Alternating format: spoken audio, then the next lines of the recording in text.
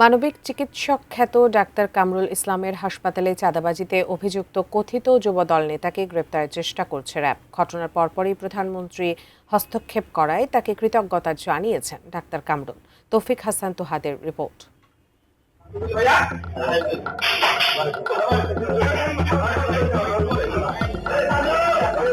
শুক্রবার রাত ৮:৪০ সিসিটিভি ফুটেজে দেখা যায় রাজধানীর শ্যামলীর সিকেডি অ্যান্ড ইউরোলজি হাসপাতালে দলবল নিয়ে হাজির স্থানীয় এক নেতা। যুবদলের নাম ভাঙিয়ে চাঁদার দাবিতে হুমকি দিতে দেখা যায় তাকে। হাসপাতালটি বিনা পারিশ্রমিকে ২০০০-এর বেশি মানুষের কিডনি প্রতিস্থাপনকারী চিকিৎসক ডাক্তার কামরুল ইসলামের। মানবিক কাজের জন্য তিনি দেশে বিদেশে জনপ্রিয়। এই ৫ আগস্টের পর থেকে এই ছেলে একই ছেলে। শুধু শুক্রবারই নয়, ৫ আগস্টের পর থেকেই নানাভাবে ভয়ভীতি দেখিয়ে হাসপাতাল থেকে চাঁদা দাবি করে আসছিলেন স্থানীয় এই কথিত নেতা। চাপে ফেলতে ডাক্তার কামরুলকে আওয়ামী লীগ ট্যাগ দিয়েও হাসপাতালের সামনে মব তৈরিরও অভিযোগ তার বিরুদ্ধে।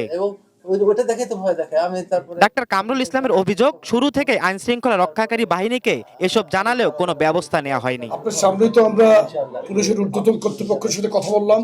অভিযোগ শুনে শুক্রবার মধ্যরাতে হাসপাতালটিতে ছুটে যান যুবদলের কেন্দ্রীয় নেতারা। ডাক্তার কামরুলকে আশ্বাস দেন সব ধরনের সহযোগিতার। আমরা আশা করি দ্রুততম সময়ের মধ্যে দোষী ব্যক্তি গ্রেফতার হবে, আইনের আওতায় আসবে ইনশাআল্লাহ। অভিযুক্ত মঈনুদ্দিন নিজেকে শেরেবাংলা নগর থানার যুবদলের সাবেক সাংগঠনিক সম্পাদক পরিচয় দিলেও কেন্দ্রীয় নেতারা বলছেন যুবদলের সঙ্গে তার কোনো সম্পর্ক নেই।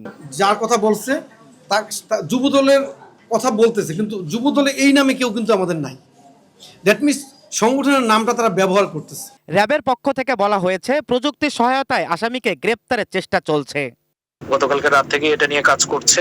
আমরা ম্যানুয়াল সোর্সিং এর মাধ্যমে এবং টেকনোলজিক্যালি দুইটার মাধ্যমেই আমরা টার্গেট আইডেন্টিফাই করার চেষ্টা করছি।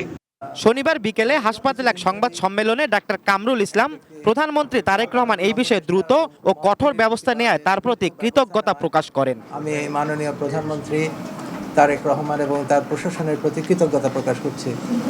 মানব সেবায় অসামান্য অবদানের স্বীকৃতি হিসাবে ২০২২ সালে স্বাধীনতা পদকে ভূষিত হন ডাক্তার কামরুল ইসলাম। তৌফিক হাসান তুহাদ, এটিএন নিউজ, ঢাকা।